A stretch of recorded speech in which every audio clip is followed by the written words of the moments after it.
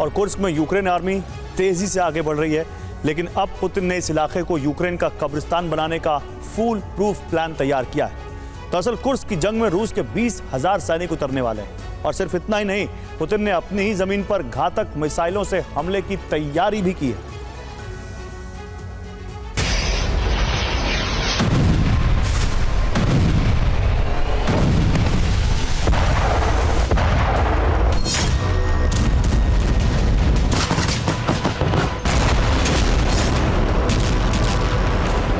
Kursk में मौजूद Ukraine सेना पर रूस का प्रचंड प्रहार शुरू हो चुका है। बीते 24 घंटे से रूस की सेना ज़ेलेंस्की के जवानों पर भीषण हमले कर रही है।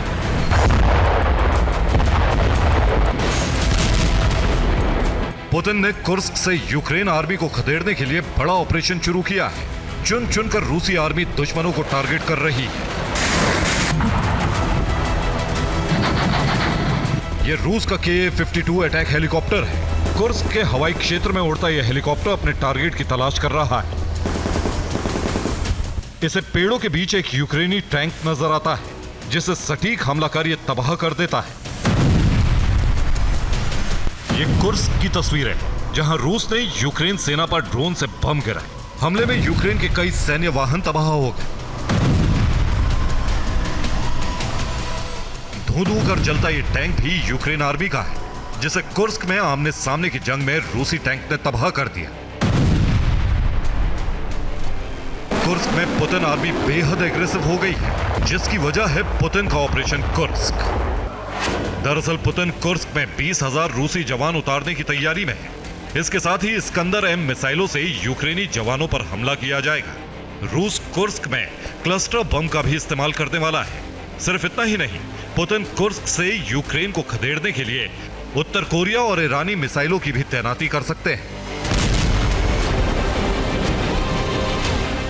दरअसल हाल ही में पुतिन ने रूस के आर्मी चीफ वालेरी गेरासिमोव के साथ मीटिंग की थी। इस मीटिंग में कुर्स्क को लेकर कई बड़े फैसले किए गए, ताकि जल्द से जल्द रूसी क्षेत्र से यूक्रेनी जवानों का सफाया किया जा सके।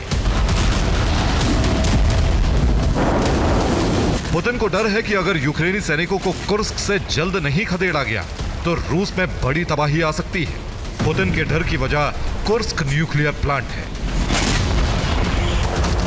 दावा है कि ये कुर्स्क न्यूक्लियर प्लांट के अंदर की तस्वीरें हैं। वीडियो में एक पादरी नजर आ रहा है। न्यूक्लियर प्लांट की रक्षा के लिए लोग प्रार्थना कर रहे हैं। रूस का दावा है कि यूक्रेन की कुर्स्क न्यूक्लियर प्लांट पर हमले की कोशिश लगातार जारी है। यहां 22 अगस्त को 5 ड्रोन से हमले की कोशिश की गई। 23 अगस्त को फिर 3 ड्रोन से प्लांट में ब्लास्ट का प्रयास किया गया।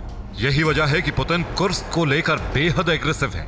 बीते 24 घंटे में रूस ने यहां मौजूद यूक्रेन सेना पर कई बड़े हमले किए हैं। 24 घंटे में कुर्स्क में यूक्रेन के 400 सैनिक मारे जा चुके हैं। 17 armed vehicle, 5 tank, 2 artillery, 6 MLRS launcher तबाह हो चुके हैं।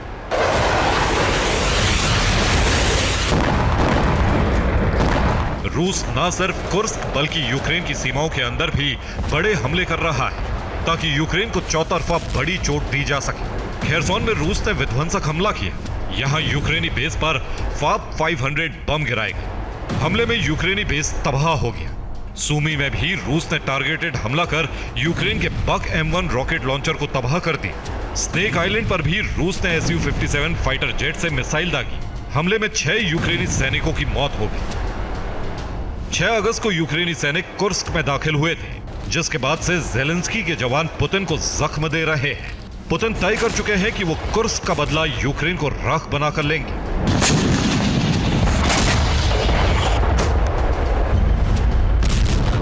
हालांकि ज़ेलेंस्की भी किसी भी कीमत पर पीछे हटने के लिए तैयार नहीं है। वो भी रूस के शहरों को दहला रहे हैं।